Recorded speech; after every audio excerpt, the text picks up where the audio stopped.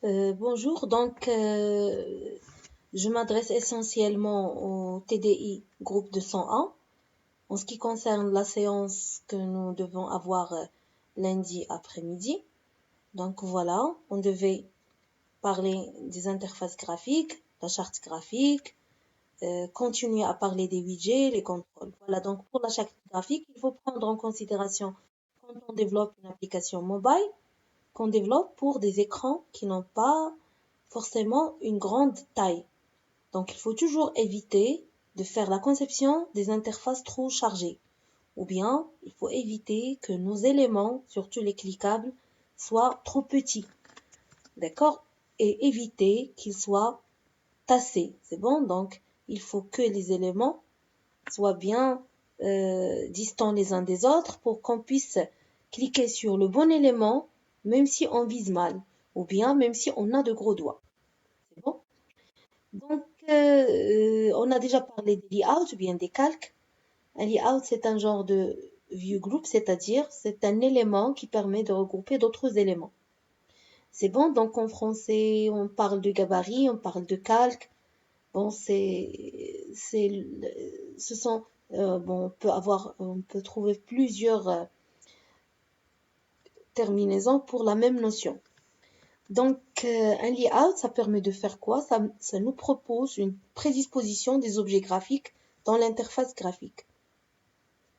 Donc, je cite par exemple le plus simple, le plus pédagogique. D'ailleurs, c'est celui qu'on va utiliser dans les premiers TP qu'on va faire ensemble. Donc, qui est le linear layout. Il dispose les éléments soit de gauche à droite, donc d'une manière linéaire. D'accord? Donc, d'où vient son nom? Ou bien du haut vers le bas. C'est bon, donc la disposition, elle est toujours linéaire, mais ça dépend de l'orientation. Si c'est horizontal, donc c'est du gauche à droite. Si c'est vertical, donc c'est du haut en bas. Le relative layout, voilà, donc pour le linear layout. Donc la première, ça c'est une disposition qui est verticale, donc les éléments sont agencés d'une manière verticale, du haut vers le bas. D'accord? Donc, puis, ainsi de suite. Et ça, c'est un agencement ou bien une disposition horizontale, pardon. Donc, les éléments sont agencés d'une manière horizontale, de gauche à droite, et ainsi de suite, jusqu'à ce qu'on termine nos éléments.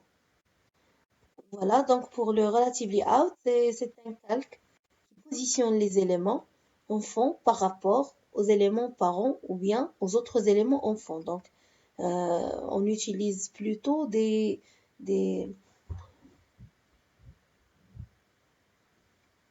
positions relatives par rapport aux d'autres éléments. Pour le frame layout, donc, il agence les éléments en commençant par le point en haut à gauche. Donc le premier élément, le deuxième, d'accord, et ainsi de suite. Donc, pardon, le premier élément, le deuxième, etc. Donc les nouveaux éléments sont toujours dessinés ou bien sont toujours disposés, d'accord, par-dessus le plus ancien.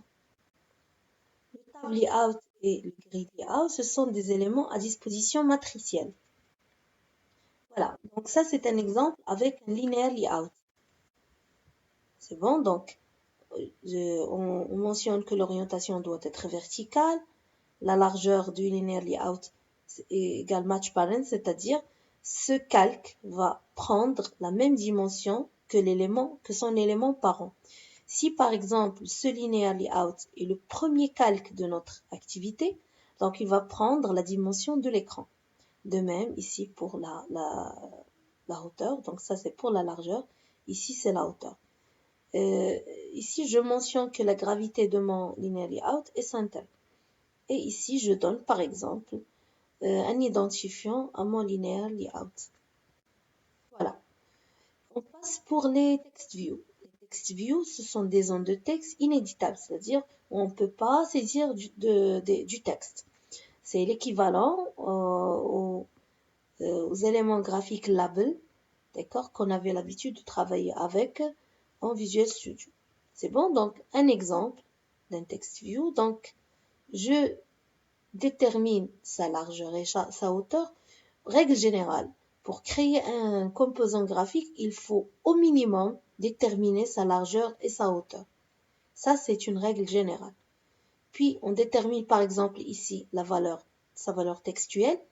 J'espère que vous vous rappeliez toujours de cette écriture. Ceci veut dire que la valeur texte de ce text view, de cet élément, est la valeur de l'entrée titre dans le fichier strings.xml dans le dossier values qui est dans les ressources du dossier res.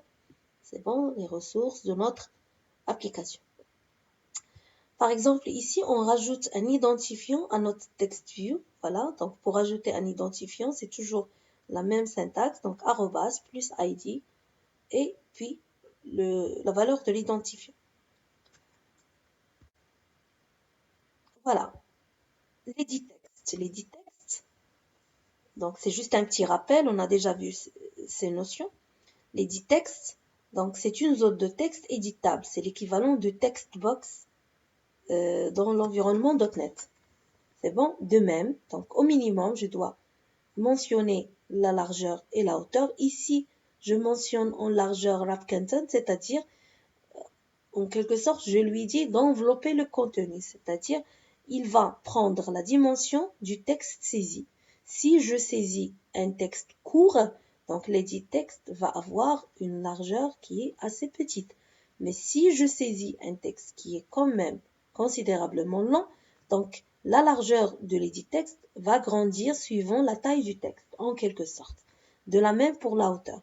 Ici, je spécifie le type de l'entrée, c'est-à-dire pour mon edit text, je veux qu'il soit number, c'est-à-dire le fait voilà, de mentionner le type de l'edit text permet, entre autres bien évidemment, d'accord, d'avoir le pavé numérique. C'est bon, donc quand l'utilisateur sélectionne ou bien clique dans l'edit text, notre edit text, d'accord, donc l'application va lui proposer le pavé numérique. C'est bon? Voilà, et ici on rajoute un identifiant à notre edit text. Voilà, donc c'est toujours voilà le bouton, c'est l'élément button. De même, donc je spécifie la largeur et la hauteur. Et ici, je lui donne un identifiant. Pour gérer les événements du clic sur le bouton, d'accord, dans le fichier événementiel, c'est-à-dire dans la partie événementielle ou bien dans le contrôleur ou bien tout simplement dans la classe main_activity.java. C'est bon, donc il faut créer ou bien il faut fournir un objet écouteur au modificateur setOnClickListener. Le plus simple à faire, c'est d'instancier une classe anonyme qui implémente l'interface view.onClickListener. C'est bon, et redéfinir la méthode onClick. Ceci, on va le voir en détail lors de la correction du TP que je vous ai déjà donné jeudi matin. C'est bon? Donc, voilà. ImageView, donc c'est un élément graphique qui est destiné voilà, à recevoir ou bien à afficher des images. Radio button, donc c'est un élément, voilà, c'est l'élément, un bouton radio en quelque sorte, voilà. Donc de la même manière, comme d'habitude, je spécifie à l'aqal ou bien au minimum la largeur et la hauteur. Voilà, donc pour regrouper les radio-boutons, c'est-à-dire pour assurer l'aspect d'exclusivité entre un ensemble de radio-boutons, on utilise un radio-groupe. C'est bon, donc, par exemple, si j'ai 3 radio-boutons ici dans le radio-groupe, ou bien de le groupe radio, donc je ne peux pas cocher les 3 en même temps, bien au moins 2 en même temps. Donc, je coche toujours un seul bouton en même temps. C'est bon, donc c'est exclusif. Donc, c'est bon. Si j'ai pas le radio-groupe, pardon, donc il va pas assurer l'exclusivité lors de la manipulation de mes radio-boutons, c'est-à-dire il va m'autoriser à cliquer les 3 radio-boutons. D'accord? D'où l'intérêt d'utiliser des groupes de radio ou bien les radiogroupes. Le checkbox, donc c'est juste une case à cocher. Donc la différence, comme on le connaît déjà, on le sait déjà, on a beaucoup manipulé en Visual Studio. D'accord? Donc c'est une variante du radio-bouton qui n'est pas exclusive, c'est-à-dire avec les checkbox, je peux cocher éventuellement toutes les options, je peux ne rien cocher, je peux cocher quelques-unes, etc. Et voilà. Donc, euh, pour mettre tout ceci en œuvre, on a déjà commencé le premier exercice.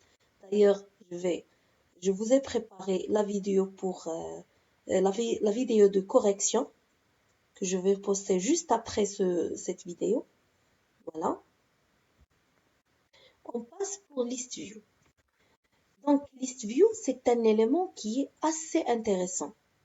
D'accord? Son rôle, c'est d'afficher une liste d'éléments, un ensemble d'éléments. D'accord? L'affichage est le même d'élément à élément. Donc, pour vous donner une idée sur ce qui est un list view, pensez par exemple à l'affichage des contacts dans votre téléphone ou bien à l'affichage des emails dans le Gmail par exemple. C'est bon? Donc, tous les emails avec tous les détails de chaque mail vont être affichés de la même manière.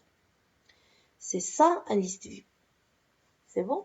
Donc, il permet de répéter une vue particulière pour chaque élément d'une liste. D'accord? La vue répétée peut être d'une complexité quelconque, c'est-à-dire, je peux par exemple afficher juste le nom de mon contact, ou bien je peux afficher le nom suivi du téléphone, que ce soit d'une manière horizontale ou bien verticale, etc. Voilà ici des exemples de list view. Voilà, par exemple, c'est list view. Voilà. Donc, ça permet de répéter l'affichage de 5 éléments. Chaque élément de ces éléments affichés, d'accord, suit la vue suivante. Donc, un text view, voilà, suivi d'un checkbox, suivi d'un text view cliquable. C'est bon, donc les 5 éléments affichés ici suivent la même logique visuelle. Donc, c'est la même vue qui est répétée. Si j'ai par exemple 100 éléments, ils seront affichés toujours de la même manière. Voilà un autre exemple. Donc, voilà ici, pour chaque élément de la liste, j'affiche une image view, voilà, suivi d'une manière horizontale de 2 éléments agencés d'une manière verticale, c'est-à-dire un image view, puis un linear layout, c'est bon, voilà, un linear layout qui va contenir un text view, c'est bon, suivi d'un autre text view, mais le linear layout est là une orientation verticale des données. C'est bon, donc pour permettre cet affichage, d'accord, il nous faut une source de données, un ensemble de données qui peut être soit un tableau de données, un array list de données ou bien des données de type plus complexe. C'est bon? Puis une vue ou bien une view, d'accord? Donc c'est la vue suivant laquelle tous les éléments de cette source de données vont être affichés de la même manière. Puis l'objet adapteur. Donc l'objet adapteur, il va prendre la source de données, d'accord, et il va la relier avec la vue. C'est-à-dire, supposons qu'on a un tableau de données, d'accord, et une vue avec un seul text view. Donc là, ça va de soi. Pour chaque élément du tableau, il va être affiché dans le text view. Mais supposons que notre source de données est plus complexe que ceci. Par exemple, supposons que je veux afficher pour chacun de mes contacts que j'ai dans le téléphone, dans mon smartphone, d'accord, son numéro de téléphone ou bien son mail, ou bien les deux. Donc, je vais prendre juste l'exemple du numéro de téléphone avec le nom du contact. C'est bon? Donc, on va créer une vue avec 2 éléments, en fait, d'affichage. Un élément pour afficher le numéro de téléphone, un autre pour afficher le nom du contact. C'est bon. Donc, la vue va, au niveau de la vue, on va déterminer la façon d'afficher, c'est-à-dire peut-être qu'ils vont être agencés d'une manière verticale, peut-être par exemple que le nom du contact va être affiché avec un size ou bien une taille plus considérable que le numéro de téléphone, avec des couleurs plus différentes, etc., etc. Donc n'importe. C'est bon? Pour l'adapteur, il va prendre et la source de données, d'accord, et la vue. Et il va déterminer quel élément de la source de données va être affiché dans quel élément graphique de la vue. C'est bon? Donc, en gros, c'est ça l'intérêt de l'objet adapteur.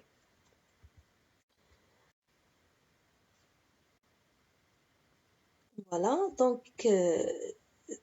les étapes de création d'un list view. Après la création de la vue avec list view, on doit créer une liste de données, que ce soit des données simples que je viens de dire, ou bien des composants graphiques, ou bien des données complexes, n'importe.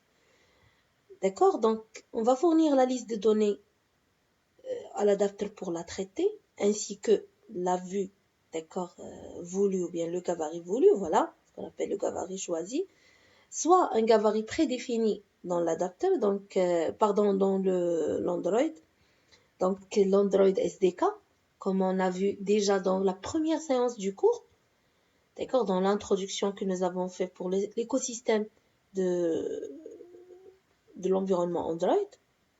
C'est bon, donc l'Android SDK, justement, le Set Development Kit Android, est fourni avec un certain nombre de ressources, y compris des gabarits.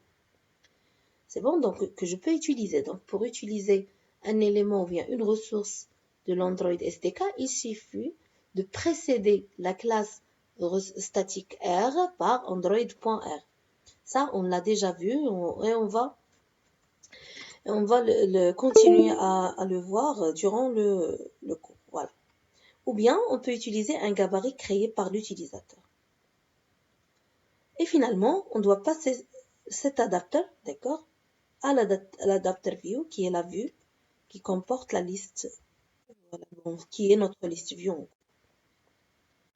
Voilà, donc ça c'est le view, qui contient notre liste view. Ça c'est le controller, notre contrôleur, voilà, qui normalement contient notre source de données ou bien la liste des éléments. L'adapteur, voilà, et l'adapteur view, pardon, qui est notre view, liste view. Voilà, donc l'Android SDK fournit trois principaux adapteurs.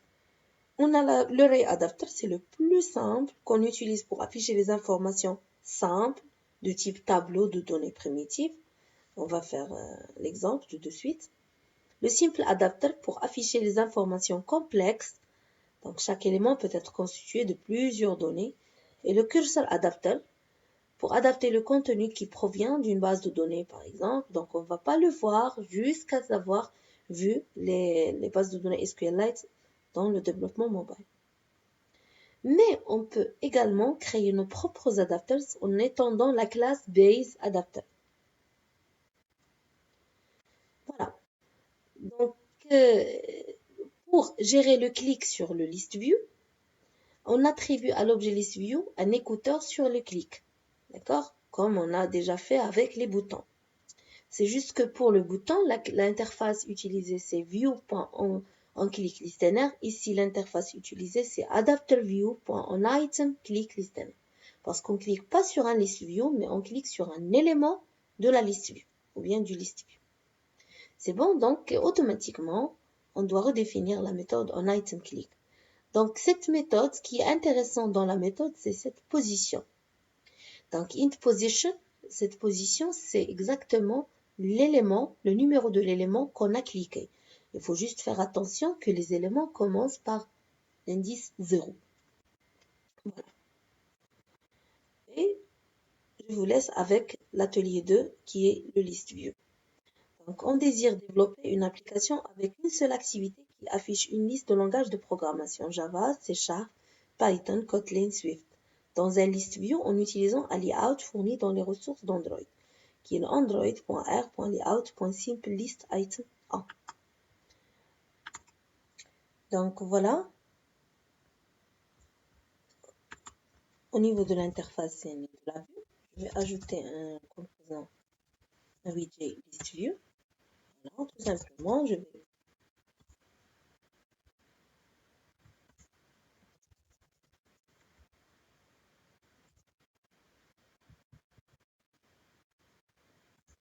voilà, et un identifiant pour que je puisse le récupérer par la suite.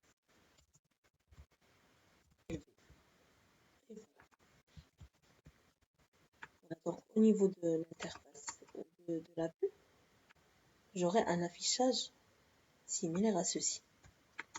C'est bon, donc au niveau du main activity, je déclare ma liste view. Par exemple, liste. Voilà, j'importe la classe, alt entrée, ou bien j'écris. Voilà, donc import widget.listView. Ça, j'en aurai pas besoin. Donc, ça va juste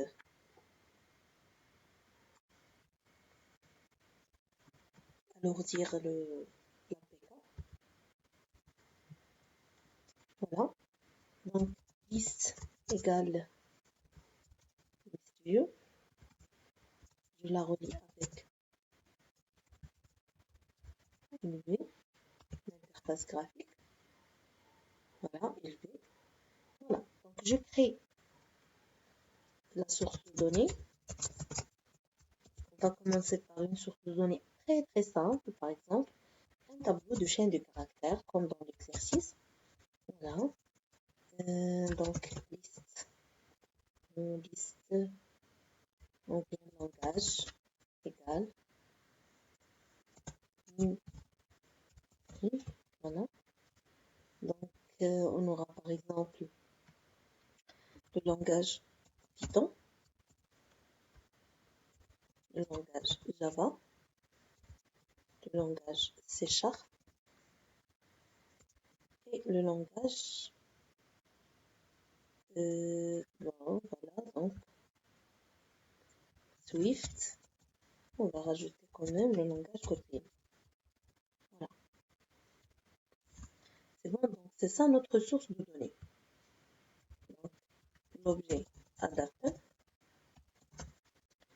Vu que nous avons une simple source de données, c'est juste un simple tableau de chaîne de caractères, donc je vais créer un array, ou bien je vais utiliser un array adapter. Voilà, que je casse en une chaîne de caractères. C'est pour utiliser, on l'utilise avec des sources de données ou bien des éléments qui sont assez simples, de type primitif simple. Voilà, donc je vais le nommer adapter par exemple, pourquoi pas. Donc new array adapter, voilà, toujours ce cast. Voilà, donc un array adapter, ça demande déjà le contexte qui est 10, virgule. Donc on rajoute le linear layout, voilà. Donc je vais utiliser le linear layout, voilà, de l'Android SDK, r.layout. Et on rajoute par exemple simplist item 1. Voilà. Et on rajoute notre source de données. Liste.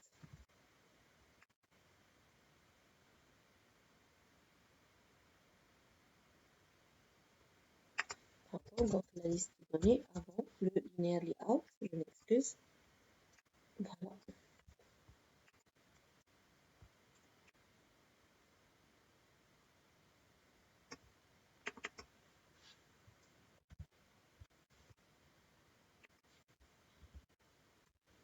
Voilà, donc ça demande déjà un contexte qui est 10, virgule, donc les ressources, donc je vais utiliser layout resource, c'est-à-dire le gabarit suivant lequel on va afficher les différents éléments de la liste. D'accord, donc on va utiliser un élément, un gabarit de ressources d'Android SDK. Donc je vais faire android.r pour accéder aux ressources de l'Android. Voilà, layout.simplist item 1. Voilà, virgule, et notre tableau de données. Voilà. Hop. Donc, réadapteur, adapteur, new réadapteur. Donc, l'objet adapteur va permettre, d'accord, de relier les différents éléments de notre liste langage, c'est-à-dire les différents chaînes de caractères qu'on a ici, avec, d'accord, l'affichage que nous avons choisi, c'est-à-dire on a choisi déjà un affichage, voilà, voilà, donc un layout fourni avec l'Android SDK. Finalement, on va tout simplement, voilà, fournir l'adapteur à notre liste. Donc, adapteur. Normalement, et le tour est joué. Donc, on va tester pour voir qu'est-ce que ça peut donner. Pardon.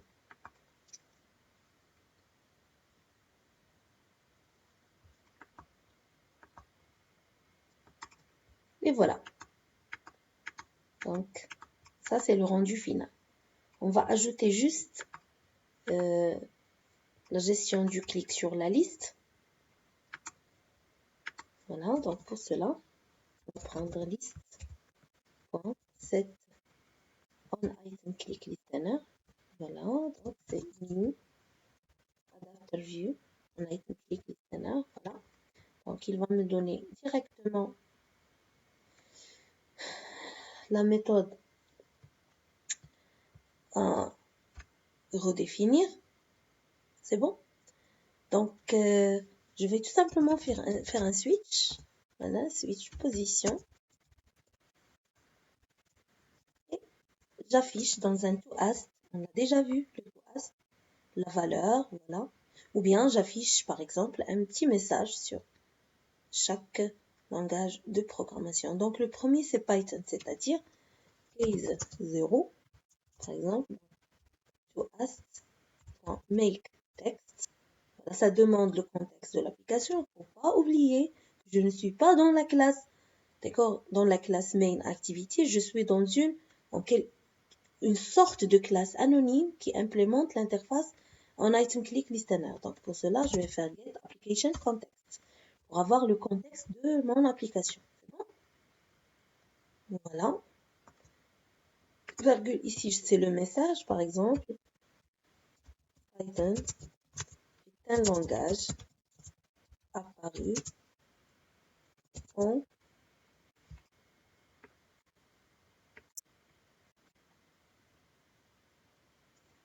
1981, si je ne me trompe pas.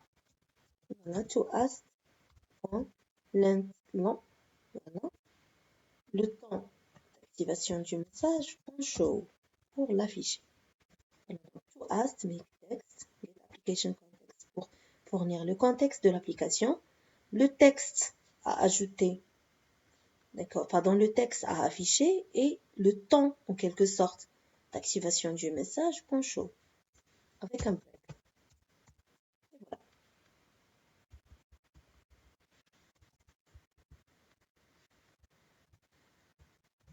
Voilà. Donc de la même manière, pour les autres cases, case 1, 2 points, donc je vais pas la peine. Voilà.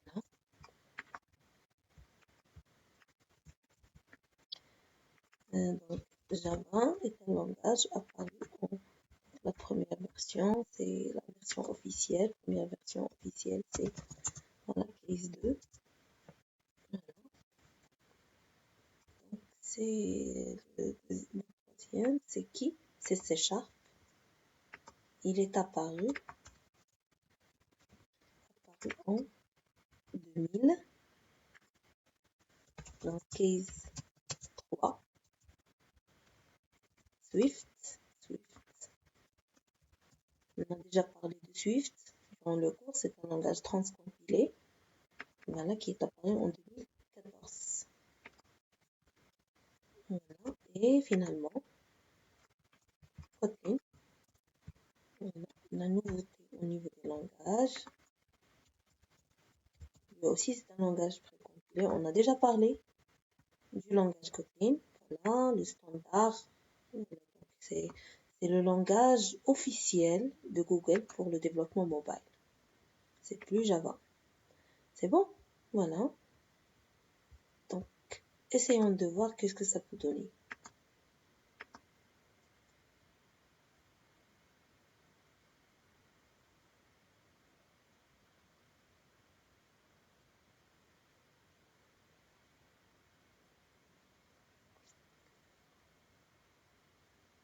Voilà, je clique sur Java.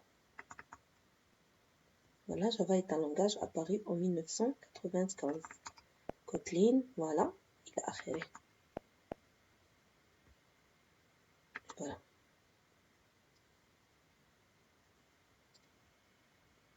Maintenant,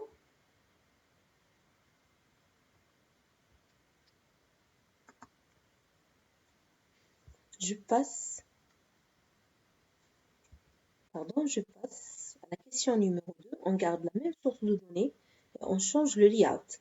On utilise un autre permettant de choisir un seul langage. Donc, je garde la même source de données, le même adapteur, mais je change juste le layout. Donc, au lieu d'utiliser le layout simple list item 1 de le kit de l'ensemble du kit Android, je vais utiliser simple list item single choice. C'est bon? Voilà. Donc, c'est ce que je vais faire tout de suite. Pour cela, je dois mentionner Android choice mode. Donc voilà, single choice, c'est-à-dire le mode de choix. Voilà, c'est un choix simple, choix unique, pardon. Et je change l'android.r.layout. Je vais choisir donc simple list item single choice. Voilà. Maintenant, on garde la même source de données, on change juste le gabarit. D'accord? Donc l'adapteur, il va essayer de relier les éléments de la liste, d'accord, au nouvel affichage. Et qu'est-ce qu'on aura comme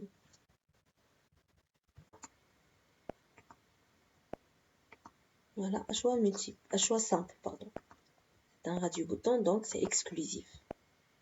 On va choisir plusieurs éléments à la fois. Voilà, je peux modifier mon gabarit, donc utiliser simple list item multiple choice. Tahua, ou bien pardon, lui aussi c'est un layout, bien c'est un gabarit fourni avec l'Android. Voilà, et non, multiple choice. On réexécute.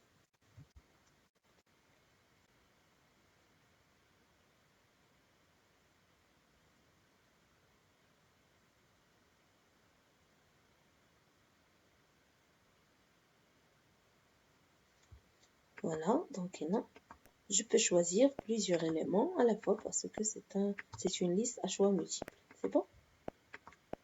Bien sûr, je peux par exemple récupérer les éléments choisis par la suite pour faire le traitement que je veux. Voilà, pour le multiple choice, on vient de le faire. On désire afficher pour chaque langage son année d'apparition. Pour cela, on crée notre source de données sous forme d'HMAP à deux clés. Langage, le nom du langage et l'année d'apparition. On crée également un layout pour l'affichage. Ça, là, c'est intéressant. C'est bon? Donc, notre source de données n'est plus simple. Donc, je dois créer pour chaque élément un HMAP à deux clés. C'est-à-dire pour chaque langage, il doit avoir deux éléments, deux sous-éléments, le langage et l'année d'apparition. C'est bon? Je dois créer un arraylist d'HMAP pour... C'est ma source de données. Donc, d'accord? Pardon, c'est pour chaque élément de mon array list doit être un HMAP, d'accord, qui va être constitué du langage et de son année d'apparition. Voilà. Donc pour cela,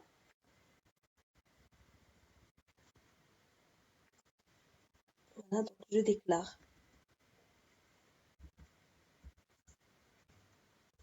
un array list dash map ou bien dash table, vous voulez, que je casse toujours pour ne pas avoir à traîner avec des problèmes de caste. Tous les éléments, voilà, liste, le langage égale new array list, voilà, dash map, voilà. Donc je commence par créer un hash map du type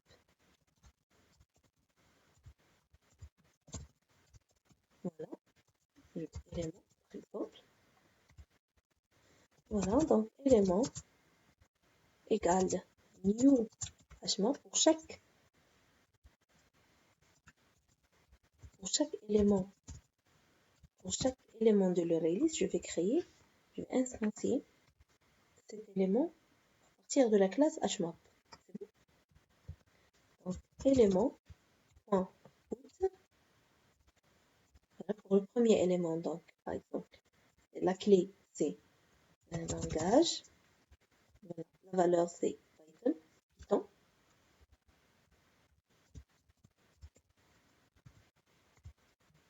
voilà, put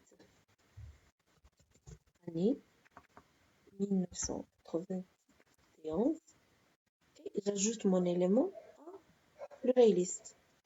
Donc, langage add, voilà, élément, c'est simple. C'est simple et c'est beau. Voilà, donc un autre élément. Il faut juste faire attention, vous faites gaffe, on va toujours utiliser les mêmes clés, d'accord, langage et année. Parce qu'ensuite, on va relier les éléments de l'interface graphique, d'accord, avec les valeurs de nos clés. Voilà, Java. Voilà, le troisième élément, C# 2000. Et le dernier élément, pardon, à l'avant-dernier, Swift 2014. Le dernier élément, c'est le Kotlin. Voilà. Et c'est 2017. Voilà. Donc, comme ça, nous avons pu créer notre array list d'HMAP. Mais je ne peux plus utiliser un array adapter parce qu'il n'est plus adapté à ma source de données. Il est adapté juste aux sources de données de type simple, c'est-à-dire de type primitif, un tableau d'entier, de réel, de caractères, de chaînes, etc. Donc, je vais utiliser un simple adapter. New simple adapter. Voilà, donc un simple adapter, il prend comme paramètre, voilà, le contexte, comme d'habitude. Il prend la liste langage, voilà, les ressources de layout.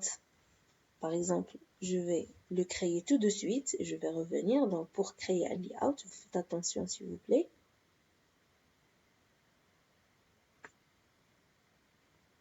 Pour créer un layout, voilà, c'est nouveau. Voilà, nouveau sur app. Linear layout.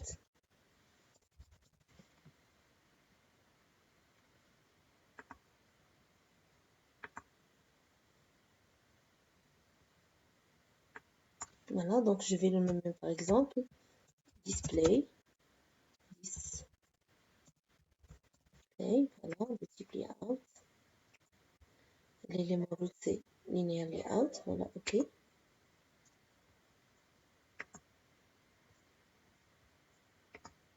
Voilà. Donc, je vais créer un texte view. Voilà, avec un identifiant. Par exemple, TV, langage. C'est bon. sûr, je dois ajouter la largeur et la hauteur. Donc, du fait que je vais mettre la largeur match point, pas un problème, la hauteur, la content, voilà, et j'arrête. De même pour le deuxième. Voilà, donc année. C'est bon. Donc ici, pour le layout, je vais faire une orientation. Il est déjà là, vertical, donc c'est bien. Voilà, donc je peux Android de point text size par exemple, je vais mentionner 50 pixels pour le langage, pour lui donner une taille plus grande que la taille, voilà, de l'année. Et je reviens à ma classe main activity. Donc je vais choisir comme adapteur R.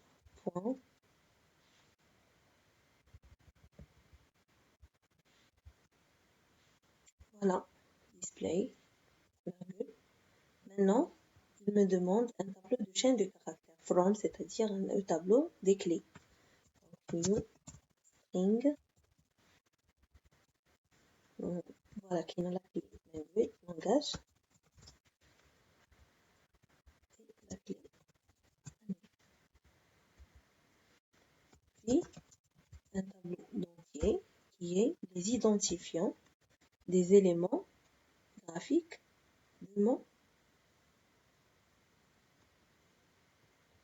voilà, de mon tableau d'affichage. Donc, R.id.tv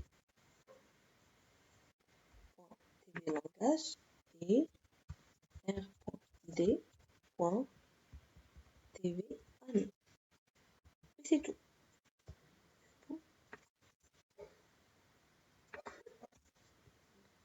Voilà, donc langage et année.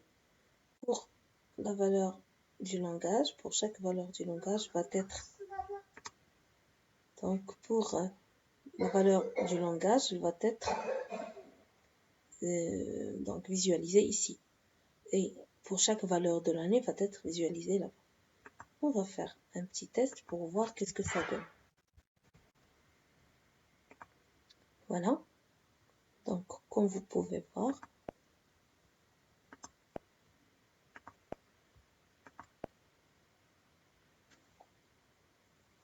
et voilà. Donc,